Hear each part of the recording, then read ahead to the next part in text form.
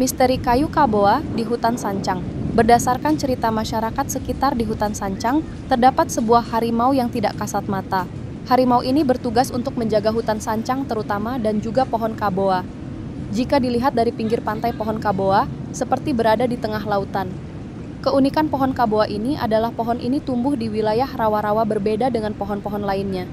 Namun, menurut warga setempat pohon Kaboa ini tidak akan pernah tumbuh melebihi ukuran betis manusia, meskipun usia pohon ini sudah sangat-sangat tua, berbeda dengan pohon bambu ataupun pohon-pohon lainnya. Habitat pohon Kaboa ini berada di pesisir pantai hutan Sancang. Lebih tepatnya, berada di 500 meter dari pesisir hutan Sancang. Oleh karena itu, jika para wargi ingin mengambil pohon kayu Kaboa ini, maka para wargi harus berenang melewati gelombang air laut yang cukup besar atau menumpang kapal nelayan untuk pergi ke area pohon kayu Kaboa.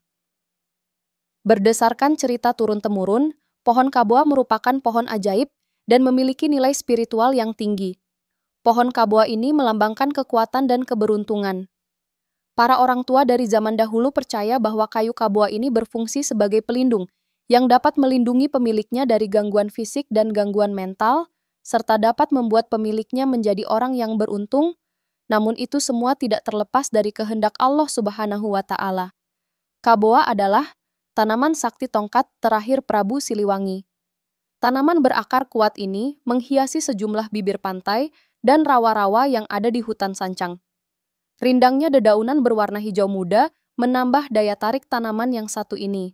Berdasarkan jurnal berjudul Legenda-Legenda Keramat di Kawasan Sancang Kabupaten Garut karya Rosyadi yang dipublikasikan e-Jurnal Patanjala .kemdikbud.go. Pada tahun 2017, Kaboa diketahui memiliki nama latin Dipterocarpus gracilis. Tanaman ini diklaim hanya tumbuh di hutan Sancang. Entah berbeda nama atau memang benar tak bisa tumbuh selain di Sancang, namun yang jelas warga setempat percaya jika Kaboa hanya ada di hutan secara administratif terletak di Kecamatan Cibalong Garut Selatan ini. Terlepas dari hal tersebut, Kaboa bukan tanaman sembarangan. Sebab, Kaboa dipercayai merupakan bagian dari Prabu Siliwangi, Raja Pajajaran yang tilem, menghilang, di hutan Sancang. Konon kabarnya, Prabu Siliwangi saat itu sempat menancapkan tongkat dari Kaboa, sebelum dia berubah wujud menjadi maung, alias harimau kala dikejar anaknya, Prabu Kian Santang untuk diislamkan. Mitos tersebut sangat dipegang teguh oleh masyarakat setempat. Bahkan, hingga saat ini tanaman Kaboa disakralkan oleh warga. Menurut sejarawan Garut, warga setempat, pohon Kaboa dipercaya mampu menangkal hal buruk ketika melancong ke Sancang. Mitos yang dipercayai adalah Kaboa bisa menangkal gangguan jahat di hutan Sancang, kata seorang warga setempat.